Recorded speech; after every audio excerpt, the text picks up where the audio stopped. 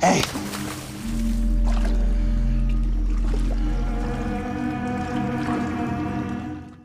Sebuah film dengan judul Big Driver yang dirilis pada tahun 2014 yang merupakan film bergenre crime, thriller, dan misteri. Debutan sutradara Michael Salomon yang naskah dan ceritanya diangkat dari sebuah novel karya Stephen King. Film ini menceritakan kisah Testern, seorang wanita yang berprofesi sebagai penulis terkenal, berniat pulang ke rumahnya setelah menghadiri sebuah acara di salah satu perpustakaan buku novel.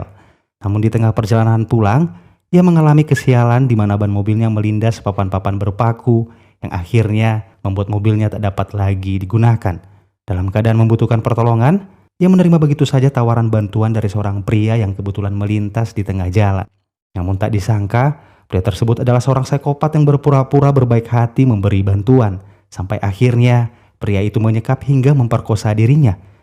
Sangat menegangkan dan cukup menguji keberanian kalian untuk memelototi adegan berdarah-darah dan kekerasan yang bisa dibilang sangat membuat ngilu di sepanjang film.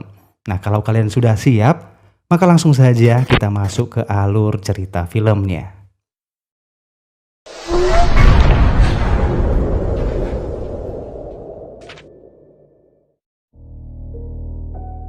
Pada awal film kita akan diperlihatkan pada seorang wanita bernama Tessa, berprofesi sebagai penulis buku misteri terkenal di Connecticut, yang merupakan sebuah negara bagian di Amerika Serikat. Saat ini Tessa bersiap-siap untuk menghadiri sebuah undangan acara di salah satu perpustakaan buku novel terpandang di kota Chicopee, Massachusetts, Amerika Serikat. Sambil merias dirinya, Tessa terlihat sedang mengobrol dengan seorang sahabatnya melalui via ponsel. Singkat cerita, ia kemudian masuk ke dalam mobil dan berangkat menuju lokasi perpustakaan tersebut. Lokasi kota Chicopee yang ia tempuh ternyata cukup jauh, namun ia tiba tanpa mengalami kesulitan. Setibanya di sana, ia disambut oleh pemilik perpustakaan tersebut, Ramona Norville, seorang wanita tua yang terlihat ramah dan murah senyum. Di dalam gedung, Ramona meminta Tessa untuk memberikan sedikit pidatonya untuk para tamu undangan dengan menceritakan awal kesuksesannya menjadi seorang penulis buku misteri terkenal. Setelah acara selesai, Ramona kemudian menawarkan sebuah rute jalan pintas pada Tessa, dengan harapan Tessa terbantu dengan tidak lagi melewati jalan yang cukup jauh seperti yang ia lewati sebelumnya. Tessa dengan senang hati menerima tawaran tersebut. Ramona kemudian mengatur GPS pada mobil Tessa dengan mengarahkan rute jalan pintas menuju rumah Tessa di kota Connecticut. Tessa kemudian memulai perjalanannya. Di tengah perjalanan, Tessa melihat sekelilingnya terlihat asing dan sepi. Tak terlihat satu pengendara pun menggunakan jalan tersebut. Dengan mengandalkan GPS yang sudah diatur oleh Ramona, ia kemudian mencoba tenang, berpikir positif dan tetap fokus melanjutkan perjalanan. Waktu pun terus berlalu, hingga sesuatu yang ia khawatirkan pun terjadi. Dengan laju mobil yang cukup kencang, mobilnya tiba-tiba melindas sesuatu di tengah jalan yang kemudian menempel pada ban mobilnya. Masih tak yakin dengan apa yang terjadi, Tessa kemudian memarkirkan mobilnya di pinggir jalan, tepat di depan sebuah pom bensin tua yang terbengkalai. Kemudian, ia turun dan mengeceknya. Namun sial buat Tessa, berharap tiba lebih awal dengan menempuh jalan pintas, malah sebaliknya ia kini terjebak di sebuah tempat antah berantah di jalanan sepi dengan kondisi ban mobil tertancap papan-papan berpaku. Dalam keadaan bingung, tiba-tiba Tessa melihat sebuah bus melintas dan kemudian melambaikan tangannya untuk meminta bantuan. Namun sayang, bus itu tak mau berhenti. Hal itu membuat Tessa semakin panik dan sedikit kesal. Tak berselang lama kembali melintas sebuah mobil pickup. Tessa melambaikan tangannya dan mobil itu pun kemudian berhenti. Tessa berjalan perlahan-lahan mendekati mobil tersebut. Terlihat seorang pria berperawakan besar dan tambun turun dari mobilnya. Tessa dengan ekspresi senang dan penuh syukur menceritakan pada pria tersebut bagaimana ia bisa terjebak di tengah jalan dengan ban mobilnya yang mengalami kerusakan parah karena melintas papan-papan berpaku. Pria tersebut terlihat sangat ramah. Tanpa pamrih, ia kemudian turun dari truknya dan mencoba menawarkan bantuan dengan mengganti ban mobil Tessa yang pecah tersebut. Pria itu mengambil peralatan di belakang mobil Tessa dan kemudian segera membongkar ban mobil itu. Tessa memperhatikan pria itu bekerja, namun seketika ia merasakan ada sesuatu yang aneh yang sulit ia ungkapkan. Angin bertiup kencang, menggerakkan beberapa benda-benda peninggalan bangunan tua di sekitarnya. Seakan-akan memberi pertanda pada Tessa bahwa akan terjadi sesuatu yang buruk pada dirinya, di mana waktu yang bersamaan, tanpa sengaja Tessa melihat sebongkah papan berpaku tergeletak di bak mobil milik pria tersebut. Seketika itu juga Tessa terlihat sangat panik. Ia mencoba tenang agar tak menimbulkan curiga pada pria yang sedang memperbaiki mobilnya. Namun tetap saja ekspresi ketakutan pada wajahnya tak dapat ia sembunyikan. Pria berbadan besar itu kemudian berdiri dan mendekati Tessa, yang sepertinya tahu bahwa Tessa kini telah menyadari perbuatan dan jebakannya. Tessa yang sudah ketakutan dan tak tahu harus berbuat apa, kemudian dicekik dan dipukuli hingga pingsan oleh pria tersebut. Tell you what. How about instead of changing your tire, what if I screw you? You. Please. Gosh sakes.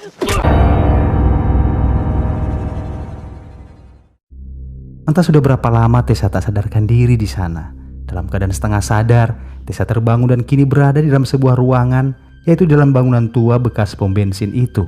Ia diperkosa tanpa ampun, tanpa belas kasihan sedikit pun dari pria gila tersebut. Tessa meronta-ronta kesakitan hingga mencoba menggigit tangan pria itu. Hal tersebut membuat pria psikopat itu semakin beringas dan memukuli Tessa secara bertubi-tubi hingga membuat Tessa pingsan untuk yang kedua kalinya. Dalam keadaan sakaratul maut, Tessa kemudian dibawa oleh sang pria menuju sebuah saluran air tak jauh dari bangunan tua itu.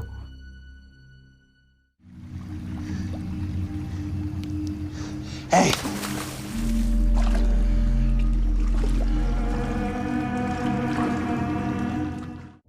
Setelah yakin, pria itu kemudian menyeret tubuh Tessa menuju sebuah gorong-gorong yang sangat gelap dan menjijikkan.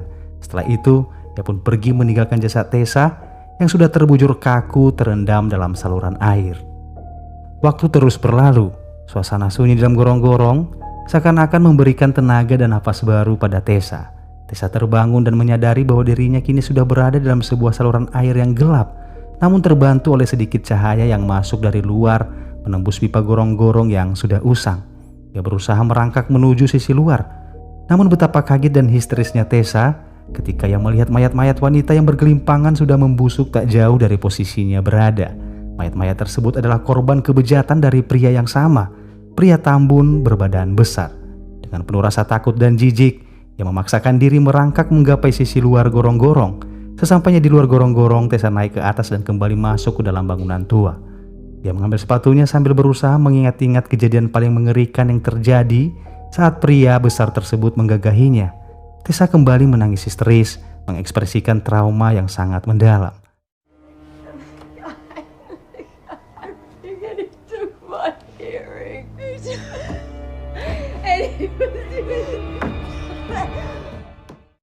Setelah itu, ia keluar dengan tertatih-tatih menyusuri jalanan aspal dengan berjalan kaki tanpa tujuan. Hingga dari kejauhan tepat di belakangnya sorotan lampu dari sebuah mobil berjalan mendekat ke arahnya. Seketika itu juga, Tessa berlari dan bersembunyi. Trauma fisik yang ia alami membuatnya tak lagi percaya pada pertolongan orang sekitar. Setelah mobil itu berlalu, Tessa kemudian kembali melanjutkan perjalanan hingga ia tiba di sebuah bar dekat sebuah perkampungan. Dengan mengendap-endap, ia masuk secara diam-diam ke dalam toilet bar tersebut. Luka parah yang ia rasakan di sekujur tubuhnya membuatnya gemetar kesakitan. Di dalam sana, ia terperanjat dan tak menyangka ketika melihat kondisinya pada sebuah cermin sudah sangat memprihatinkan. Ia membersihkan sedikit luka-lukanya. Setelah itu ia keluar dan menggunakan telepon umum pada bar tersebut untuk menghubungi kerabatnya. Namun sangat disayangkan, terlihat segelintir orang-orang yang berada di dalam bar tersebut hanya menatapnya tanpa sedikit pun mau bertanya ataupun membantu.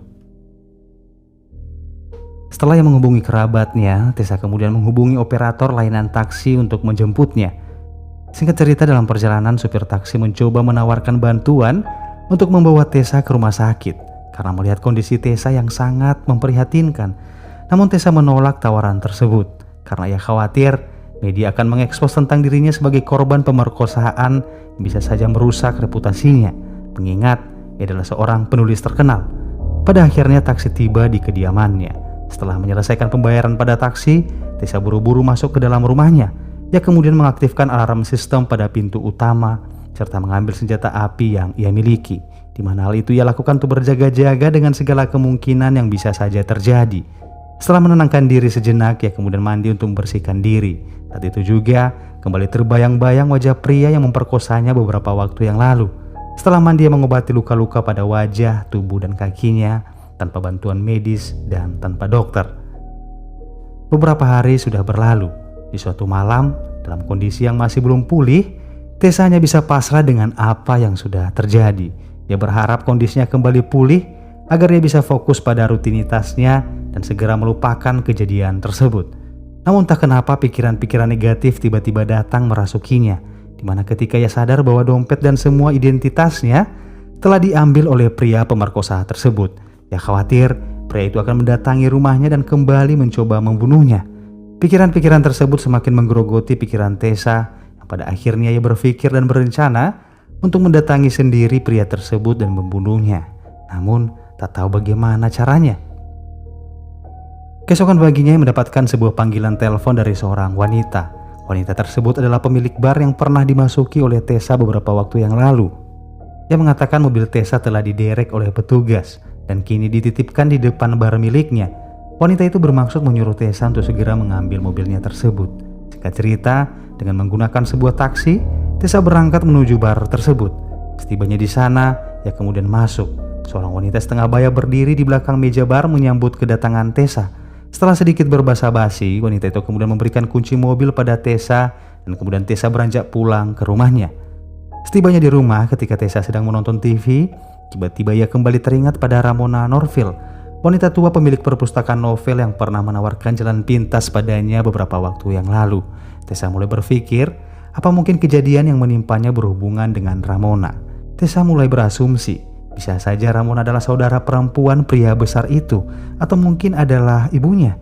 Mencoba berpikir dan menebak-nebak tentang keterikatan Ramona dengan pria tersebut, membuat Tessa mendapatkan sebuah ide, di mana jika ia mendatangi rumah Ramona, dan Ramona terlihat terkejut melihatnya, maka ia pastikan bahwa Ramona adalah dalang dari semuanya itu.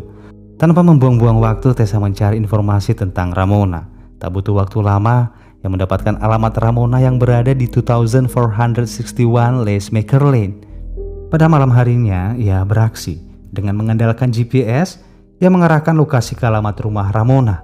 Singkat cerita, tanpa mendapatkan kendala, ia tiba di alamat yang dituju, yaitu sebuah perumahan yang terlihat sangat sepi. Ia pun turun dari mobil dan kemudian mengawasi terlebih dahulu keadaan sekitar untuk memastikan tak ada seorang pun yang melihatnya berada di sana dan memasuki rumah Ramona. Setelah merasa cukup aman, ia kemudian mengetuk pintu. Tak perlu menunggu waktu lama, Ramona keluar membukakan pintu. Dan benar saja, terlihat ekspresi kaget terpancar dari raut muka Ramona melihat Tessa yang kini berada di depan rumahnya. Tessa yang melihat ekspresi Ramona yang kaget akan kehadirannya, kemudian menodongkan senjata dan menutup pintu.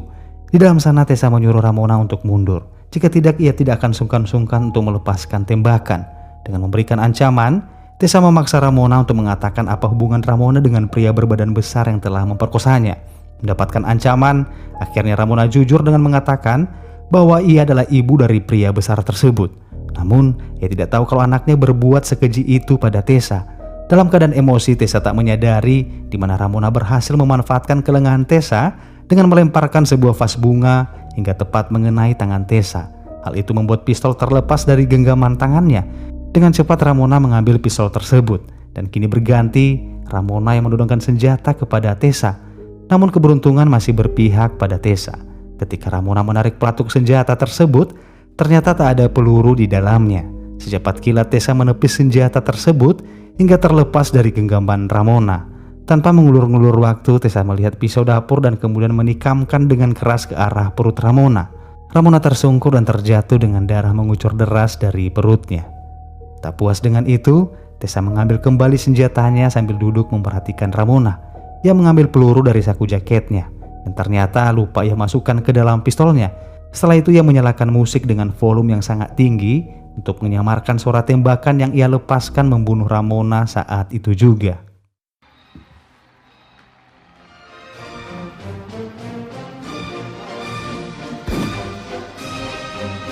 Setelah Ramona tewas, ia ke toilet untuk membersihkan percikan darah yang mengotori wajahnya. Setelah itu, ia keluar dari toilet dan melihat sebuah foto yang tergantung pada dinding ruangan. Terlihat dua orang pria besar, di mana salah satu di antaranya adalah pria yang telah memperkosanya. Di belakang mereka juga terlihat sebuah tempat bernama Colwich. Setelah mencari tahu informasi tempat tersebut, Tessa pun tiba di Colwich, yaitu sebuah tempat pemberhentian bos untuk mengisi bahan bakar dan sebuah layanan kafe. Tak jauh dari lokasi itu, Tessa menunggu dengan sabar di dalam mobil. Tak berapa lama terlihat sebuah truk trailer mampir dan berhenti di sana. Tessa melihat seorang pria yang sudah tak asing lagi baginya. Pria berbadan besar yang ia tunggu turun dan masuk ke dalam kafe. Tak lama setelah itu, pria tersebut keluar dengan membawa secangkir kopi dan kembali melanjutkan perjalanan. Di belakang Tessa mengikutinya, hingga ia melihat truk yang digunakan pria itu terparkir di depan sebuah gudang terbengkalai. Setelah yakin pria itu masuk ke sana, Tessa pun turun dan mengendap-endap secara perlahan menyusuri gudang tua untuk mencari keberadaan pria tersebut. Namun tiba-tiba terlihat sebuah truk lain masuk ke dalam. Ketika mobil itu berhenti, Tessa kemudian berjalan dengan cepat dan melepaskan tembakan tepat mengenai kepala seorang pria yang tersungkur dan tewas seketika.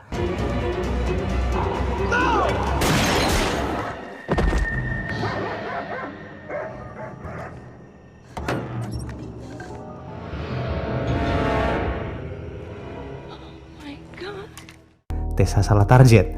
Pria yang tewas tersebut bukanlah pria tinggi besar yang telah memperkosanya, melainkan adalah adik dari pria besar tersebut. Tessa yang sudah merasa sudah sangat jauh melakukan aksinya, kemudian mendatangi rumah pria psikopat itu yang berada tak jauh dari gudang tersebut. Setelah berada di lokasi rumah pria itu, ia secara perlahan-lahan masuk ke dalam sana.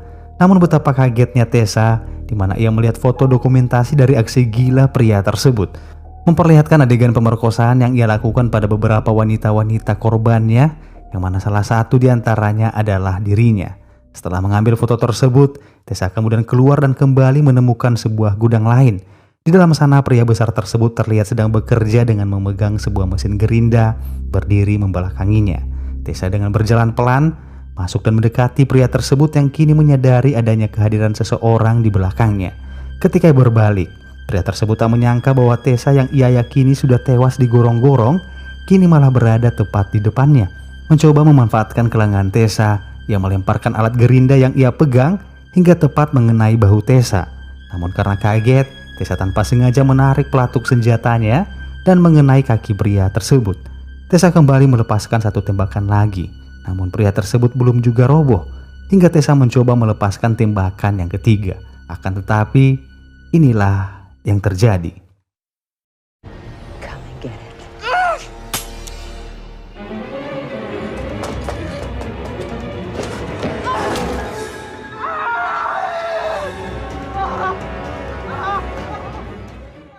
Sebuah papan berpaku tertancap menusuk dan menempel pada kepala pria bejat tersebut yang meringis kesakitan sejadi-jadinya.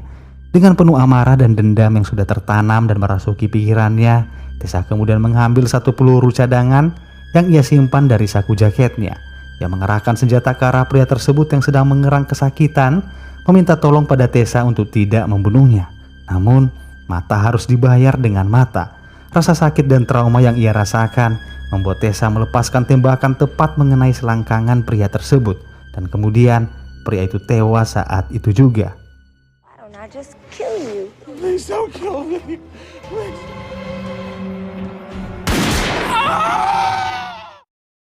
Tessa yang sudah berhasil membalaskan dendamnya kemudian pergi meninggalkan lokasi dan film pun selesai. Big Driver sebuah cerita film yang sangat baik menurut saya, di mana memberikan fakta tentang kejahatan yang sering terjadi di sekeliling kita, di mana pelecehan pada kaum hawa sudah sangat memprihatinkan. Semoga dengan film ini bisa menjadi pelajaran bagi kita semua, terlebih-lebih buat kalian para kaum hawa, untuk selalu tetap waspada ketika berada di tempat-tempat yang sangat jauh dari keramaian.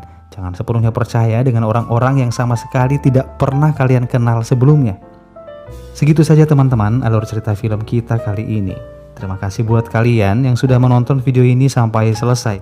Saya pamit dan bye.